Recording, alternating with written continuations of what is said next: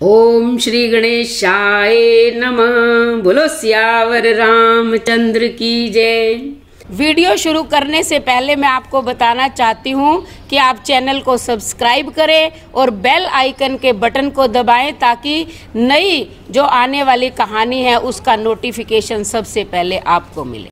हमने पिछले एपिसोड में आपको बताया कि किस प्रकार जो भगवान राम हैं उन्होंने विराध नामक राक्षस का वध किया, हड्डियों का ढेर देखा और शरभंग मुनि से उनका मिलन हुआ। आज के एपिसोड में हम आपको अगस्त्य मुनि के एक शिष्य सुतीक्ष्ण की कहानी सुनाने जा रहे हैं कि जब वहां से भगवान राम ये प्रतिज्ञा करके कि संपूर्ण पृथ्वी को मैं राक्षसों से रहित कर दूंगा आगे गए, तो उन्हें मुनि अगस्त्य जी का एक सुतीक्ष्ण नाम का शिष्य मिला जो बहुत विद्वान है, प्रकांड विद्वान है। उसकी भगवान में बहुत ही प्रीति है। वह मन, वचन और कर्म से हमेशा से ही भगवान के चरणों का सेवक रहा है। उन्हें स्वप्न में भी किसी दूसरे देवता पर भरोसा नहीं है।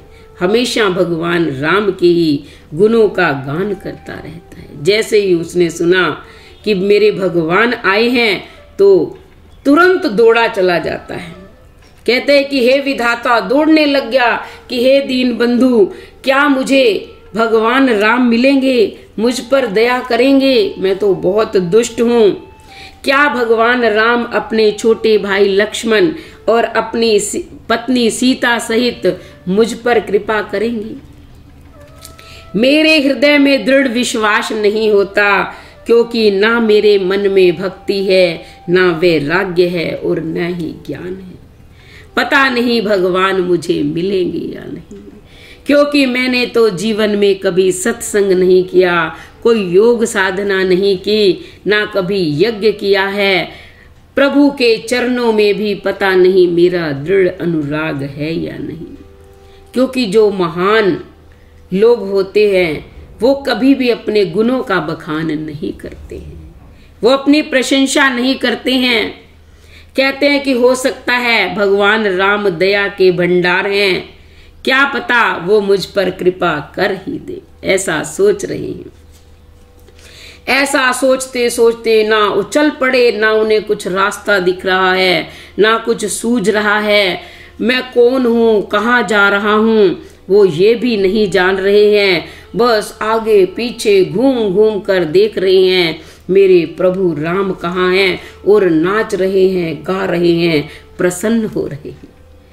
उनकी ऐसी प्रेम में लीन भक्ति देखकर प्रभु राम जी वृक्ष के पीछे छिपकर देख रहे हैं कि देखो मेरा भक्त जो है कैसा प्रेम से पागल हो रहा है।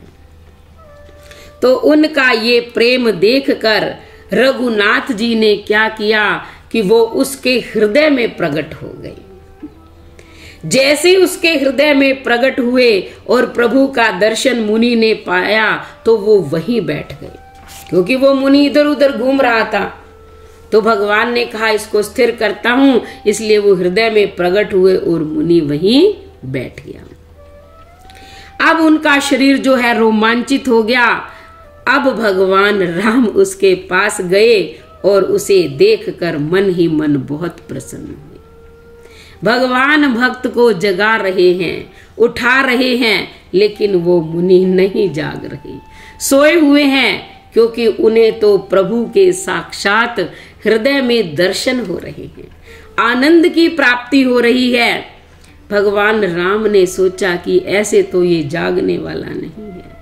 उन्होंने जो अपना रूप उसके हृदय में राजसी डाला था वो उसे निकाल लेते हैं, उसको जगह जो है अपना चतुर्भुज रूप प्रकट कर देते हैं। जैसे ही चतुर्भुज रूप को देखा अब मुनि व्याकुल हो गया। व्याकुल होकर अपनी आंखें खोल दी। वो ऐसे व्याकुल हो गया जैसे सांप अपनी मणि को खोकर व्याकुल हो जाता है। आंखें खोली तो देखा सामने सीता और लक्ष्मण के सहित भगवान राम हैं। अब वो प्रेम में मग्न हो गए, ऐसे उनके चरणों में गिर पड़े जैसे कोई लाठी गिर जाती है। भगवान ने उसे उठा लिया, अपने हृदय से लगाया।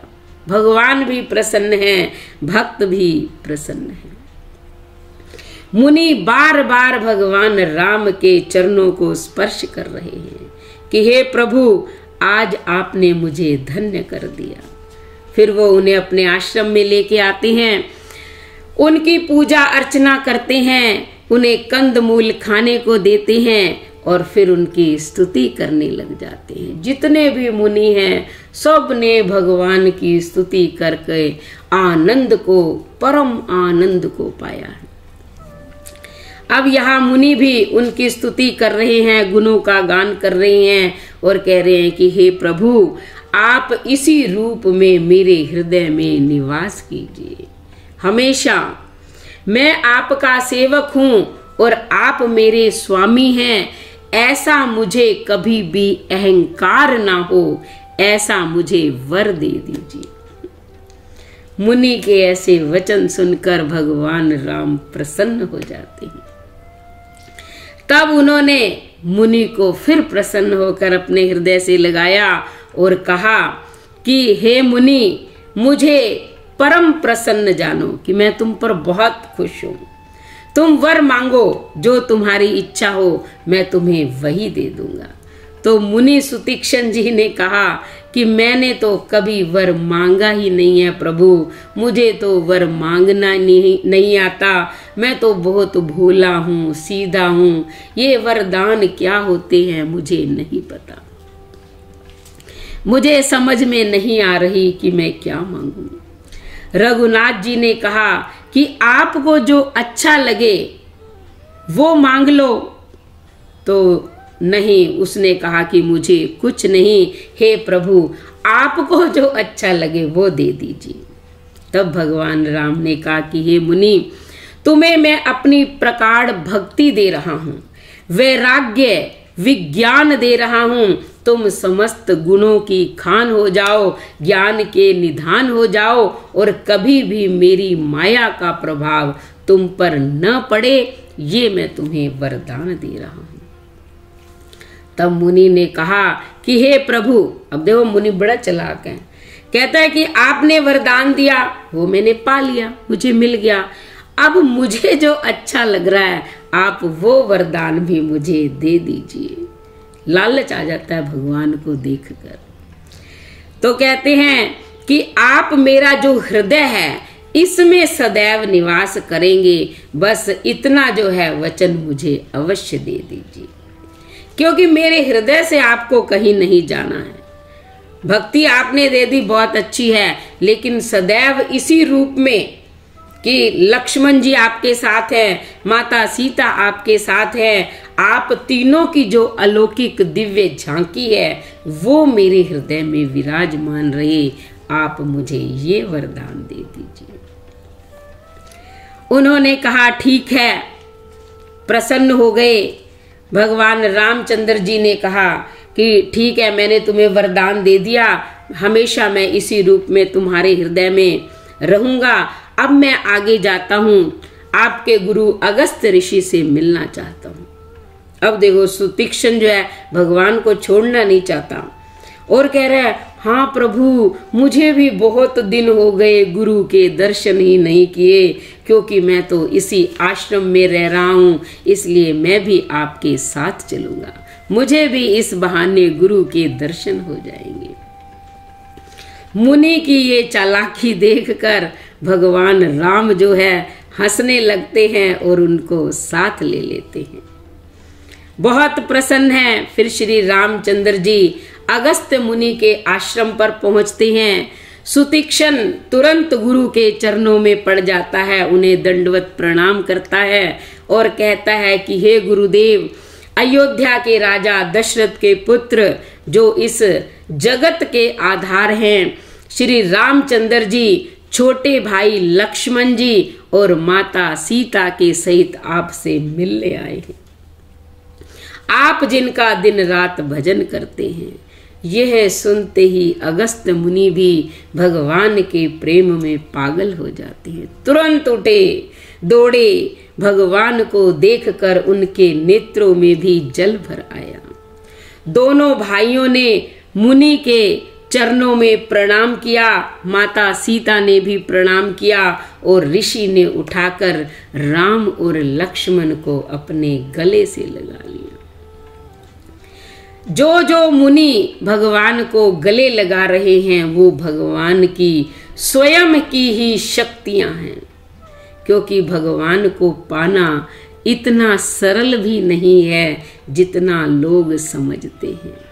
उसके लिए सांसारिक सब कुछ त्याग करके केवल भगवान को ही अपने मन में बिठाना पड़ता है। ये जितने भी ऋषि मुनि आए हुए हैं, ये वो देवता हैं जिनकी बहुत वर्षों से, सदियों से ये लालसा रही थी कि हम भगवान के साक्षात दर्शन करें। इसलिए ये त्रेता युग में मुनियों का रूप धारण करके आए हुए हैं। तो अगस्त्य मुनि जो है, देखो साक्षात भगवान को अपने हृदय से लगा रहे हैं।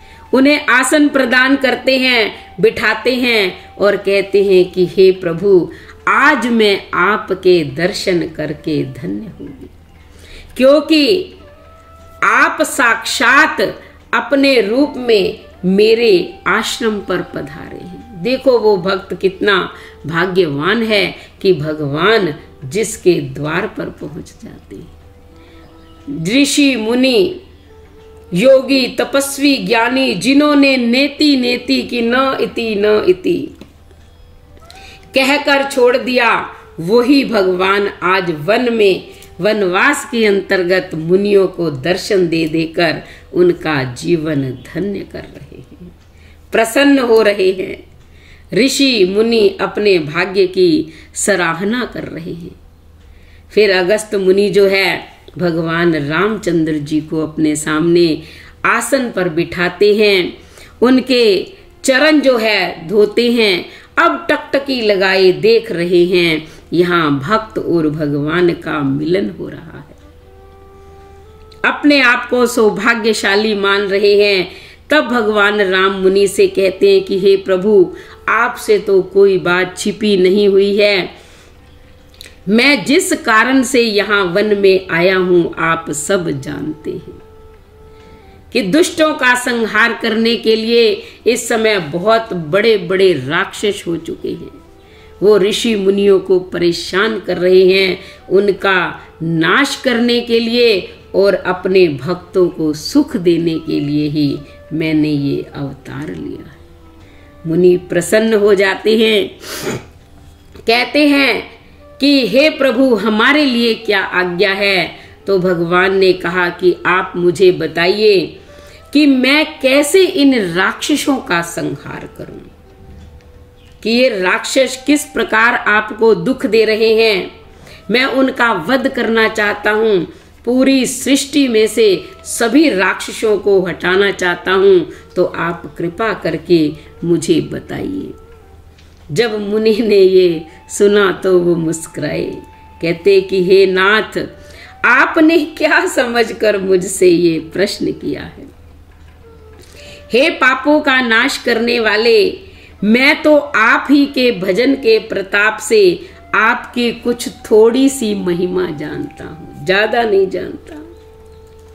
इसलिए आप तो पूरी सृष्टि के रचयिता हैं, सब कुछ जानने वाले हैं। मैं आपको क्या बता सकता हूं। तो आज की कथा हम यही विराम कर रहे हैं। अब कल की कथा में बताएंगे कि आगे क्या होता है। तो ये सस्पेंस है आपके लिए, आगे क्या होता है ये कल की कथा में। बोलो सियावर रामचंद्र की जय।